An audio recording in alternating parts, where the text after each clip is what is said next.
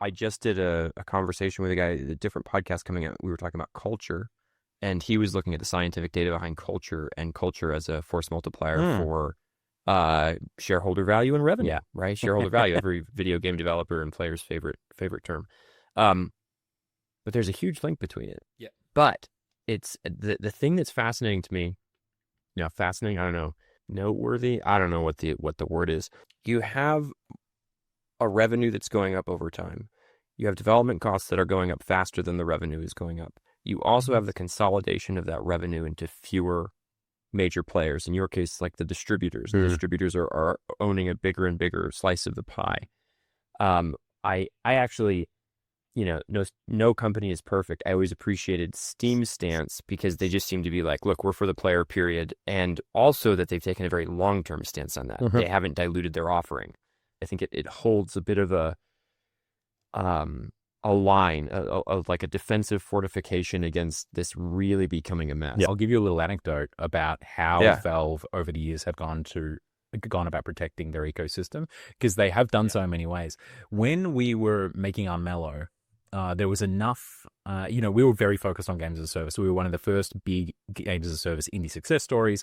And the way that we did it, along with Yoast at Ronimo, kind of paved the way for how a lot of AAAs, you see how Rainbow Six Siege will do their games as a service now. It's basically the same blueprint we laid out back in 2015.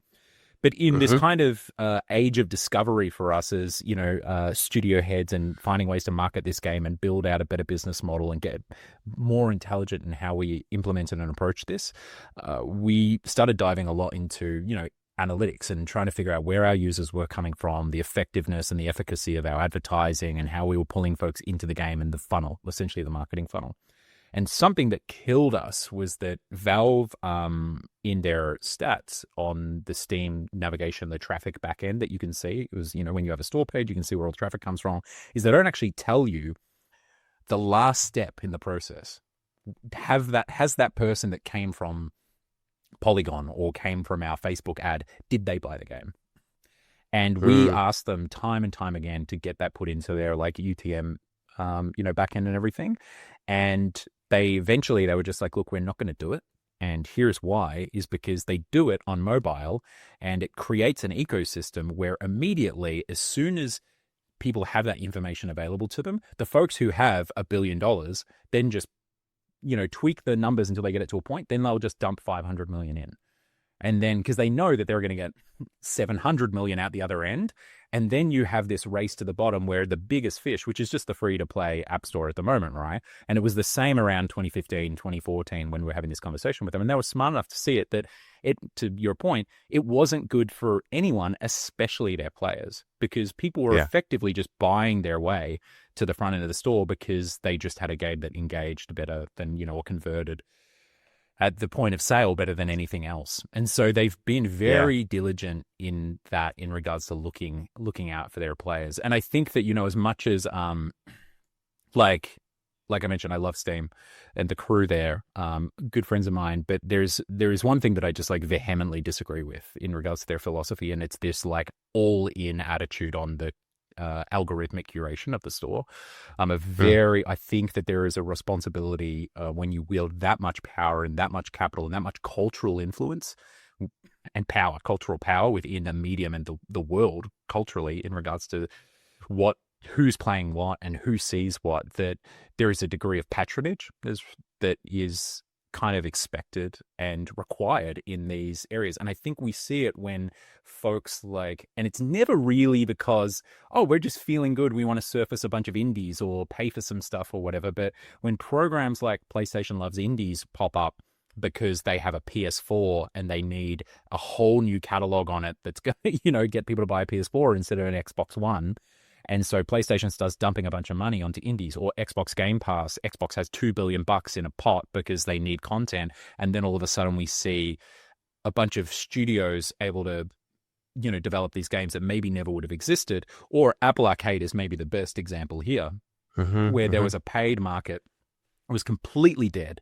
The free app store is completely devoid of any kind of creative or cultural significance at all, or offering. And so they create Arcade, and a whole bunch of game developers all around the world, small, tiny teams to larger studios that were literally dying on the vine, were immediately brought back to life and given a second chance, where they were then able to, because the Arcade deal was so great, it's like, here's millions of dollars to make a game that you want to make, whatever you want, for like a premium game for mobile, and you can put it on any other platform too, and we won't touch any of that revenue. We just want the Apple Arcade stuff.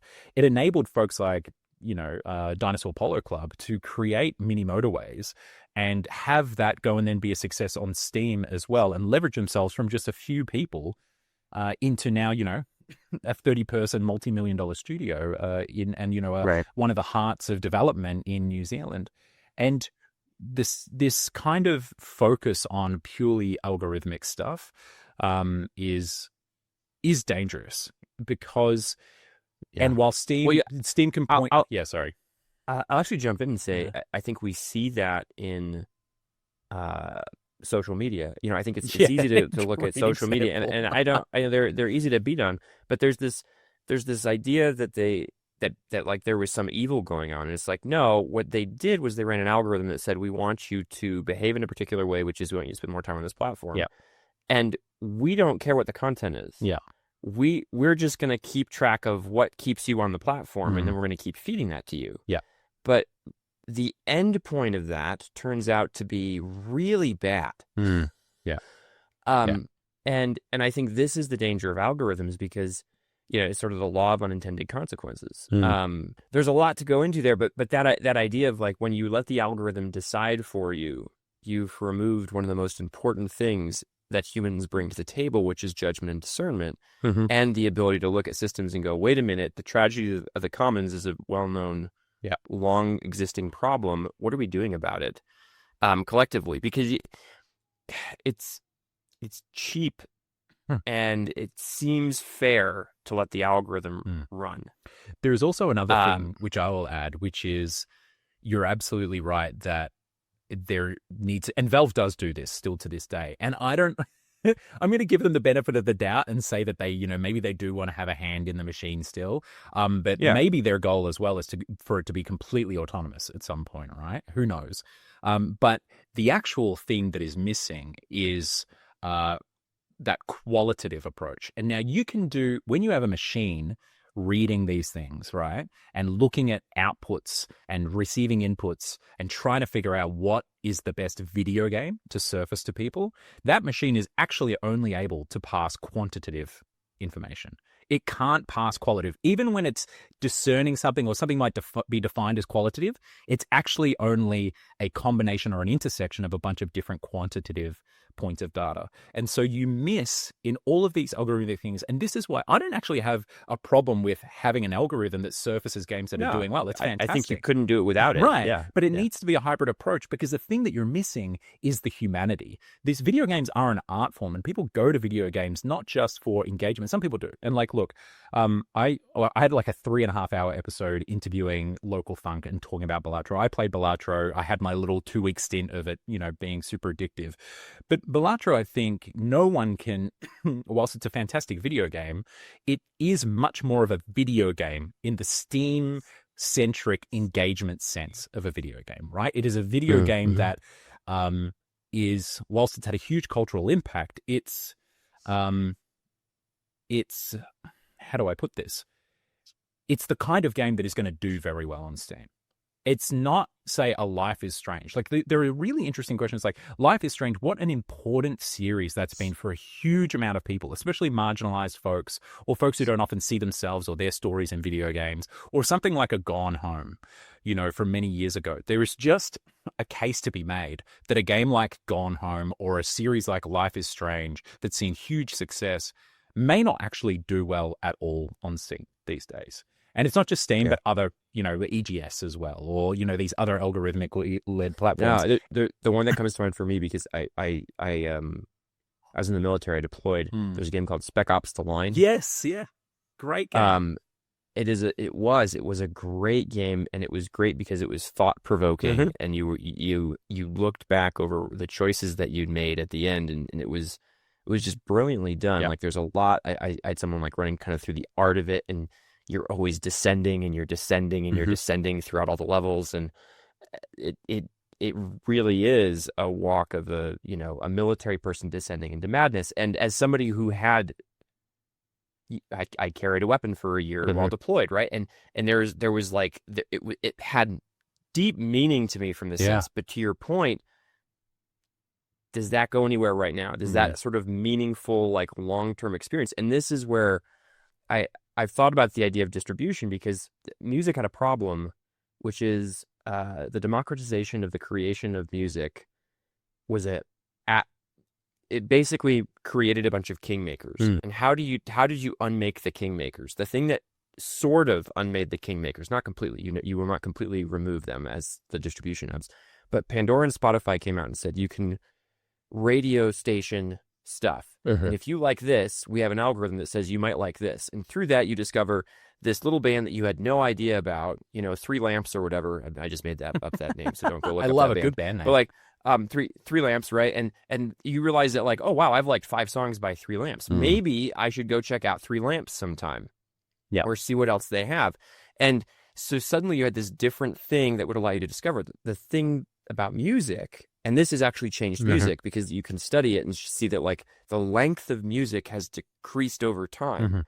They are creating songs that optimize for that algorithm. And you see this in mobile today. Like mobile's almost like an advanced guard, like the canary in the coal mine of game dev. Not quite, but there's a way, like, 'cause they hit saturation way sooner and it became a product management UA engine, like you were talking about, sort of system. And so you have like this happening in music, and in games, there's not a good equivalent to that. But if there was something that was even close to that, one of the interesting outcomes, and I think you're pointing this out with Balatro, is you start building different kinds of games. Exactly. You start building not the Life is Strange, not the Spec Ops The Line, not like the deep, meaningful experiences that are like, whoa, that. And this is where I got into a little bit of a debate with someone, because I was like, in the games we find the fun, and I don't get that offended when people say that, but I'm like, I think it's more than that. I think fun is a simplification of what we do. I think we're looking for engagement, and engagement can come from a variety of sources. Many of them are fun, but there's also things like meaning or thought-provoking things, or like having an experience. There's Saving Private Ryan is not a fun movie to watch. I never wanted to watch it again after I watched it. Simultaneously, I'm not upset that I saw it. It confronted me with some things. And that was that's valuable. That was like, woof, right? And like we make games like that sometimes.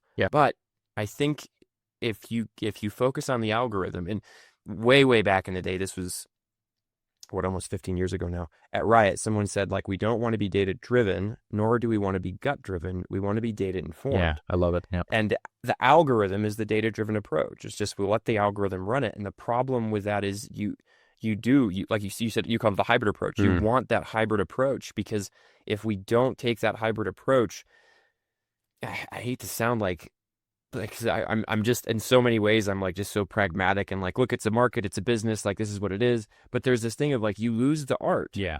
And that's the fear here. That matters. Yeah. And the problem isn't that just that you lose the art. It's that when you lose the art, you actually lose the artist too. Because if our algorithms are designed to reward engagement, and, it's funny that I brought up arcade, and I was talking about Steam, and I don't want to seem like I'm just only bashing Steam, because there's a multifaceted problem. There are other, like, obviously the App Store is a complete shit show compared to Steam. Steam's a phenomenal. We should all be so lucky and thankful that it's distribution platform like Steam. No, even the back end, I really like, it's fantastic, it's amazing, right? But like, it's funny that I mentioned arcade, because Arcade ran their first round of arcade titles, and then at the end of that, I don't know who it was, but someone at Apple or a group of people looked at it and was like, Grindstone's doing pretty well, like really well. Maybe we should just make games that are focused on engagement and engagement-driven metrics. And then they actually went through the process of canning all of their games almost in the next lineup that weren't engagement driven. And they were fantastic in regards to the way that they went about that, like gave everyone really generous break fees or paid out the rest of their contract and everything. But there are a bunch of developers that were halfway through their next arcade game or in the second wave that were making these beautiful, rich, like, story driven or one shot premium experiences that that were going to be free on Arcade with your subscription, but weren't engagement driven at all, had no roguelike mechanics or re-engagement metrics or anything, and or hooks, and their games were just shelved. If you lead teams in game or software development and you're tired of wasteful and unreliable estimation, I've built an online course just for you. It's called Advanced Estimation for Game and Software Development, and it's a self-paced course with over 15 hours of content, real-world examples, and tools you can start using right away. Estimation doesn't have to be a morale-draining mess. Planning doesn't have to feel unrealistic and contrived. You can do better, and this course will help. Early access is now open with lifetime access and a big launch discount, but there's limited seats at this price point. Check it out at this URL or in the show notes below.